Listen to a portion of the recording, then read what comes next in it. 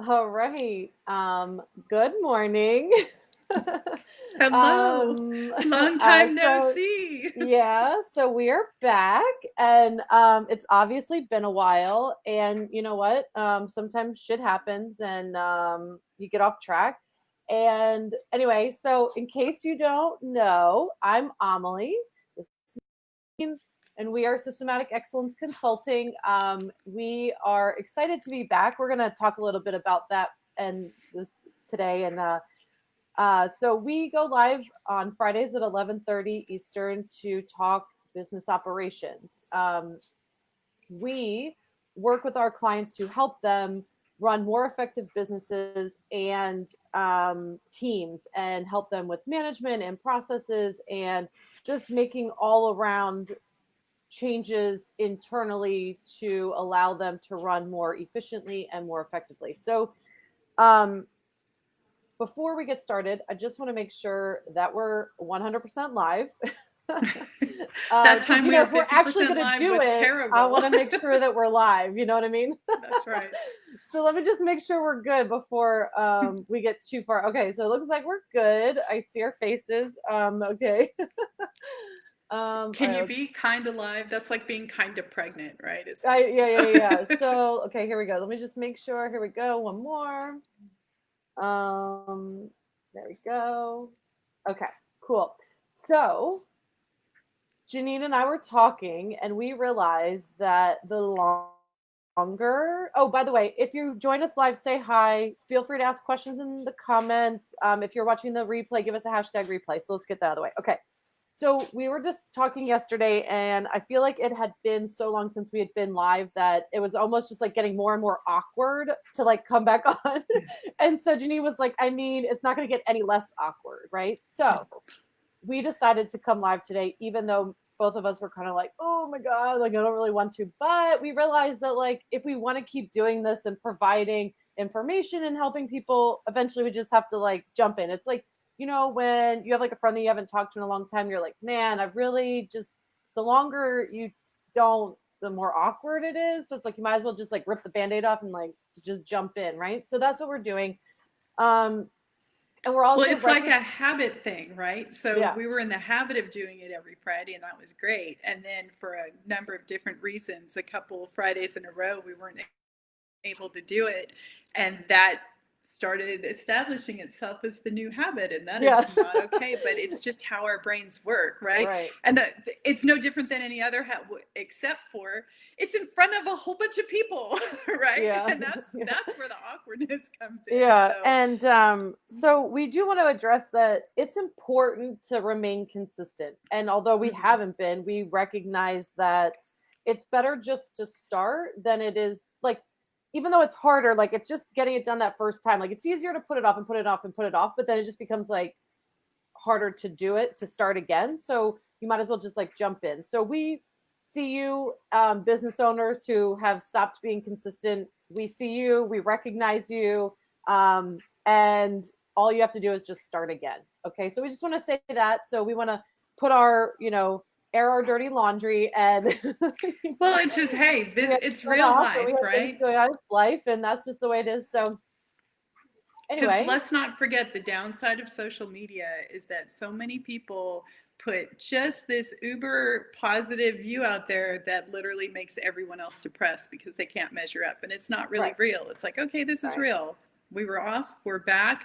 It happens. It'll happen to you, maybe. And if it does, it's like, Right. just get back on that horse. It's Yep. okay. Roll So with that's it. what we're doing today. So Mm-hmm. we're getting back on. So here we are. And we're going to do our best to remain consistent going forward. So you can check back next Friday. We'll most likely be here. So I'm just kidding. There's a 93% chance Yeah, of a Facebook it Live next depends Friday. on the weather, but no, just kidding. So anyway, We have a hurricane rolling in. yeah, but So we're, if I disappear, the wind might have yeah, something to do with my internet connection. But right. But hey. we are happy to be back. And today we're going to Mhm. talk about some topics from our latest podcast episode, which we do remain consistent at because we recorded them in advance. So those go out every week. Okay, so anyway, we had a really great interview with Will Perry, and we're going to talk about Streamline. So I will put the link to the full episode so you can listen to that, because it was excellent. He provided a lot of great information. So I will put the link to that. But what we're going to talk about is the importance of streamlining your offers and how that affects and how that affects your internal operations, and like if you don't streamline, what happens, and things like that. So it's important. Can we Go ahead. back up for just a second? So that the episode is about transaction frequency. Yes. That was, and the idea is that, of course, more and continuous transaction frequency. What is that referring to, right? The number of transactions between you and your customers. And so that brings up the topic of retention, right? Yeah. Client acquisition, client retention, and all of these things that you're about to dive into are the things that make that happen. Yeah. Upsell, resell, all of that. Mm-hmm. Yep. So we discussed that it is important to not spread yourself so thin and have, a bunch of different offers that just keep sort of going like horizontally versus going vertically. And you want to keep moving people vertically. Like you want to keep having the next offer. What's the next thing that they need on their path or journey once they come in contact with you, right? They start somewhere. And then once they're done or they've achieved that first goal with you, what's that next step? And then keep moving them and ascending them in their journey. And instead of offering a bunch of different things. And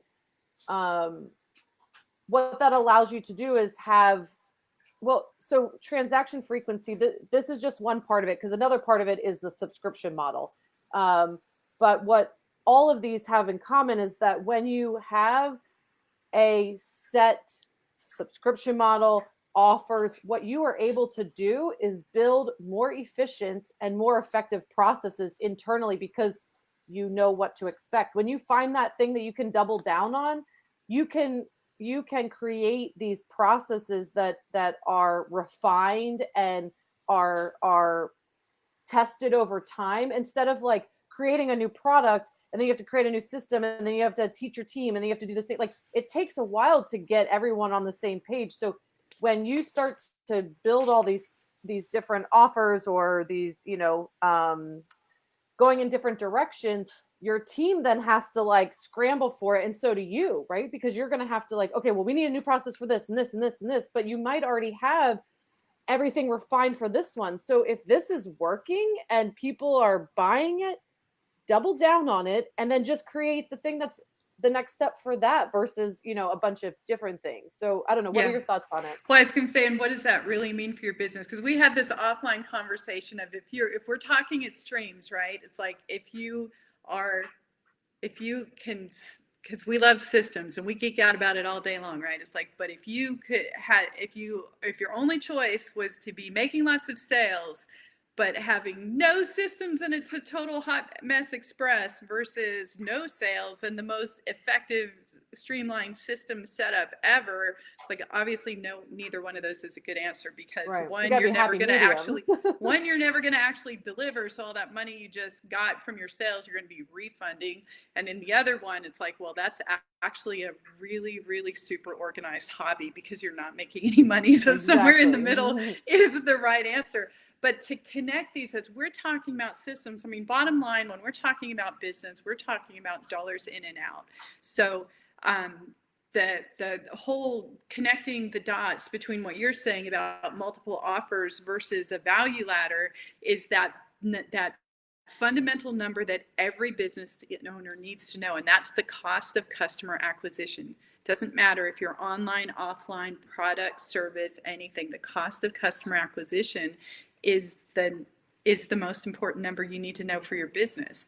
It's and the lifetime value. With that, right. Well, yeah, first you need to know the acquisition, and then the next number would be the lifetime value. Now, if you're doing one-off transactions, the lifetime value and the I'm blanking on the term. Anyway, it's like that is their lifetime value, the one-off purchase, right? Versus what Amelie's about to explain in a system of having your product development aligned with the customer journey, then you take the customer once, you acquire them once, that's the cost to acquire them, and then they're coming back and buying from you over and over again until at some point they drop off, right? And that's the value over their lifetime. And so the systems are what you need. The system takes them along that path, whether it's your system for developing your product, for developing your value ladder, for delivering on all of those, and then streamlining it, of course, brings your cost down for that. Those are the numbers that cost of customer acquisition includes those systems. That's where the dots connect. And so that's why it's important to have streamlined ones. Is when you have to think about how you're going to spread your team really thin, right? Like, and think about where you need to have them concentrated and focused on, okay, here's our processes for what we do. Even like going back to Mike McCallowitz's book, Clockwork, like what's your queen bee role? Like, what's the thing that you do in your business? And then everyone else works around that.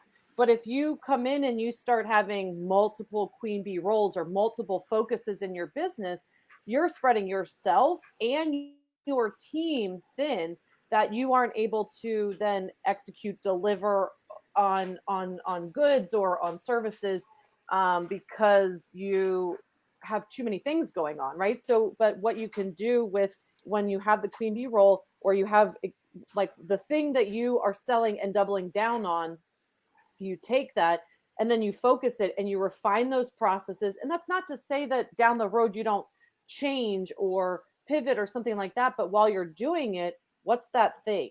I was just talking to one of our clients recently about it, and she said, I keep trying to come up with like a new idea, but she's like, well, I have this service and I know people buy it. So why am I not doubling down on it? Why am I not refining this and making it like run as smoothly and as like going through the whole fix this next, all the hierarchy of needs, like through like going through all of those things for this one vertical? Why am I not doing that? Like, I mean, yes, exactly. Like that's what we are talking about. Excellent question for which we have an answer. Right, because what that allows you to do is get everything in place from the sales process to the management process of the service, and I'm not saying it's just one service. We're talking about a vertical. So it might be a 4-step value ladder, whatever it is. But what it allows you to do is focus on that versus trying to build all of these other processes or workflows or templates for all of these other things, and you just become spread too thin, and so does your team. And then you're constantly having to train them on new things, which takes time. So once you can get something done, get it down pat, then you can move on to something else. Yeah. And the crazy thing is, it's like the keywords there is market validation. It's like you have something that's been validated by the market. Why would you set that aside and start over again with some new thing that you're starting from scratch and having to go through that process of validation yet again, which is quite expensive versus refining what you've already got. Yeah, exactly. So when it comes to, if you're feeling spread thin, the first thing I would do is take a look at what you're doing. Personally, what you're doing, and then looking at where you have your team focusing your time. And that might look like you record your time and you record what you're working on. But I'd also start to look at your services, like which one or which product is selling the best, and then focus in on that and look to see, are you building, horizontally, or are you building vertically as far as the value ladder? Are you building a value ladder, or are you just coming up with a bunch of different options for someone at the same level to choose from, right? And so I would start there, and then determine, okay, what's the one thing that is our queen bee role, or what's the one thing that we do? What is the thing that we do in my business? And then start to build from there, and then just kind of rein it in a little bit. And what it's going to allow you to do is build a solid foundation behind your offers and your value ladder versus putting you in a place where you're not able to deliver on those things. And that's the same for products versus services. I'm having so much fun seeing these. I'm banging on my desk here because I'm having that much fun with seeing these products. I should have brought them to show you, Amelie. So I got a little pack of face masks for Spud, my grandson, and it's a Crayola pack. It's got 5 different color masks in it. It's the little Crayola designs. But if you look on the packaging, it's like this full-on sales page with it's got all the elements to it, and then Rob, so my husband Rob, he just bought a bag of pork rinds. Disgusting. Gross. But glued to the bag is the hot sauce that people typically use to eat with them, right? And it's like, that's what you're talking about. It's like, so you have people who like buying pork rinds instead of going and trying to sell a different flavored potato chip or some other kind of rind. It's like you already have the pork rind fans. Now you can throw that, they like adding hot sauce on it because that's what they tell you, or they're taking pictures of it on Instagram or whatever. It's like you're getting the feedback from your audience. That. Now you start adding the hot sauce to the bag, which makes yours better and more convenient because this is typically road food. They're looking, they're not usually at home, and then that's your upsell, right? Oh, not your upsell, but there's your vertical. It comes with it. I know, Rob. Look, Rob's listening. My God, you're so gross with your pork rinds. Yeah, maybe you didn't hear that part, but I just told him. So now but the point is, that's a customer already had, right? And now you've increased their value by adding that to it. Absolutely, yeah, that's awesome. Well, so we're going to put the link to into the full podcast episode. We want to keep these short. So if you have additional questions, feel free to put them in the comments and we'll come back and answer them. If you're looking for assistance, if you're feeling spread thin and you need, a sounding board, someone to have a look at. What's wrong? It just froze. So, okay. If you're feeling spread thin and you need a sounding board, if you are looking for an outside perspective to help you streamline those things, feel free to book a call with us. We have consulting offers starting with like a 1 hour call where you'll get on the call with one of us and we'll give you all of our brain power in that hour. Or you can do a full intensive. We have those options. So the first thing would be just to get on a call to figure out if we are able to help you. So we'll put the link to that in the comments. And again, we'll be back. There's a 93% chance we'll be back next Friday. But we appreciate it. Thank you for watching. If you catch the replay, give us a hashtag replay. Put your questions in the comments and we'll be sure to get back to you. And yeah, I guess that's it. Anything else, Janine? Did you have anything else? Just have a great weekend. Yay. All right. Talk to you soon. Bye.